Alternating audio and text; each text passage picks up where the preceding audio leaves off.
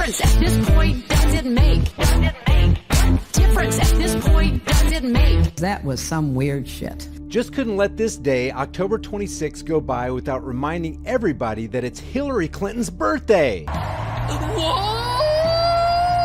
It's beautiful.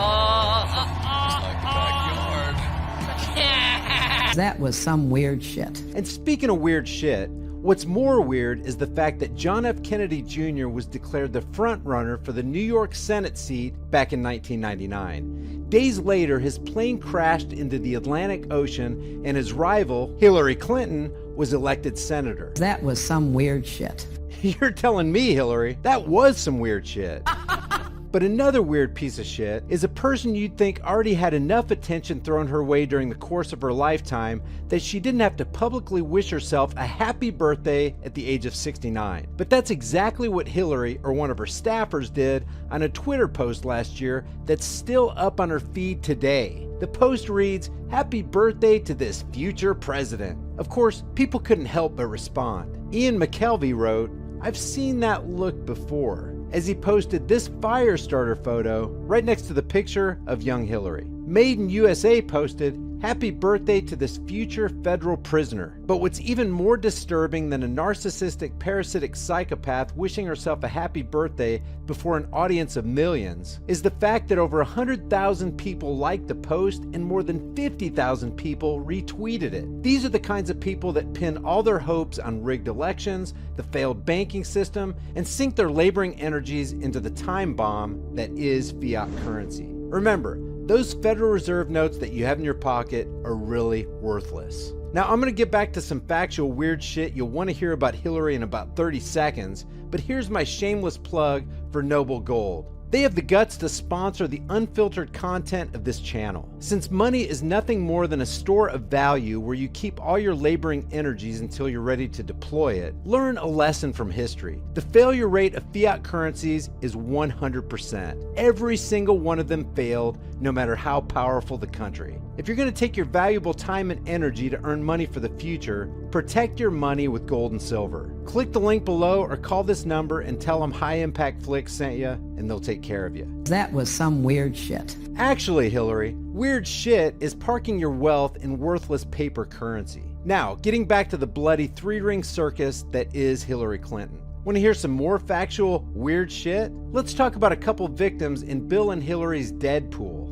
James McDougal was Clinton's convicted Whitewater partner who died of an apparent heart attack while in solitary confinement. He was a key witness in Ken Starr's investigation. Mary Mahoney, a former White House intern, was murdered July 1997 at a Starbucks coffee shop in Georgetown. The murder happened just after she was going to go public with her story of sexual harassment in the White House. Vince Foster was a former White House counselor and colleague of Hillary Clinton at Little Rock's Rose Law Firm. He died of a gunshot wound to the head, which was ruled a suicide. Ron Brown was a Secretary of Commerce and former DNC chairman. He was reported to have died by impact in a plane crash. A pathologist close to the investigation reported that there was a hole in the top of Brown's skull resembling a gunshot wound. At the time of his death, Brown was being investigated and spoke publicly of his willingness to cut a deal with prosecutors. The rest of the people on the plane also died.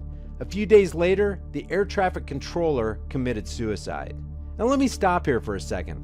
How many people do you know in the course of your life who have died by a bullet to the head?